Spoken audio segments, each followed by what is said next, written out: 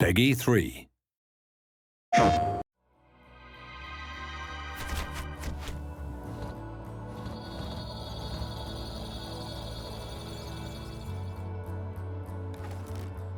When we first found out about PlayStation 4 and the features of the platform, we were really pleasantly surprised that they completely synced up with what we had in mind for DriveClub. It was almost a perfect storm, if you like. We had this desire to return back to realistic racing.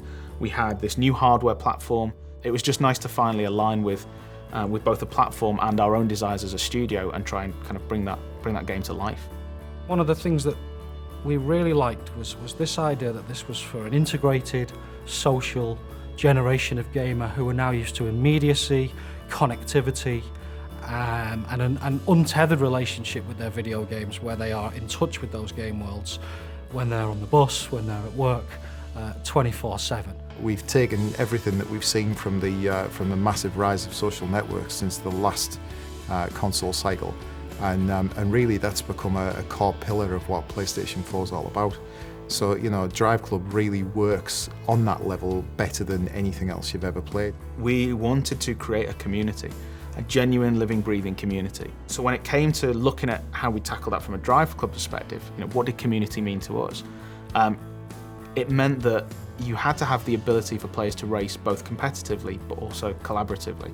And if they're going to collaborate, they've got to be together in a club. You know, they have to be a team of racers. Within DriveClub, there will be a range of social connections. So you'll immediately be able to see all of your PlayStation Network friends, but then you'll also be able to see all your friends and their connections within inside the game. So you'll be able to see how your friends are connected to other people. But we'll essentially make it very easy using the social connection feature to be able to find the perfect club for yourself. What we want to achieve with DriveClub is basically a game which transcends the standard racing experience. We want to make it so that it's motivated and driven by the community itself. So it's very much a case of players getting involved, creating their own events, and actually building a community around the tools that we offer them. So at the core of DriveClub, you have the ability to, anything that you do in the game, any time that you set, any score that you set, you can bundle that up as a challenge and then send it to friends, club mates, even complete strangers. You know, you can pass this data on to them and say, look what I did, I dare you to beat it. Challenges are not just to send and forget. Basically, you're put into a leaderboard with those people, and so for the set duration of the time of the challenge, you can compete to sort of better yourself. In addition, once the challenge has been sent out, if people like that challenge, they can start competing in it or even forward it on to their friends, and so there's an opportunity for those challenges to go viral.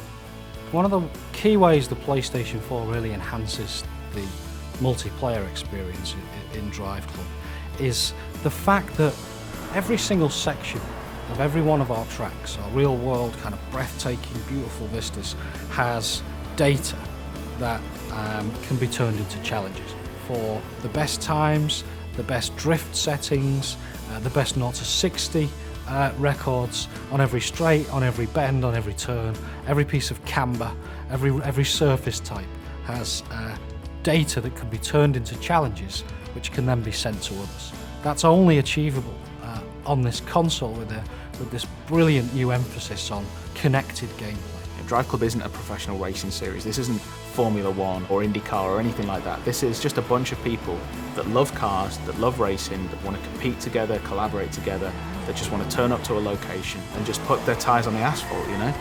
We want to make sure that, you know, irrespective of your level of skill, whether you're a hardcore racer or just casual racer, that you can pick up and play. But it has those layers of depth inside there. So if you are a skilled player, you can shave off those tenths of a seconds per lap. But if you are a casual player, you can pick it up and play and still post a good lap time. We want people to be able to pick up the car and go, this is fun, I can tell the difference between that car and get around this corner, look at me drift, isn't it brilliant? You know, we've just expanded the model to the point where it's easy access, but difficult to master. It's very much a case of everything that we do in this game is going to make the player feel cool. We want to actually make people understand the fact that this isn't a hardcore racer. It's not a simulation in any way, shape or form. It's about having fun in cars on very fast roads.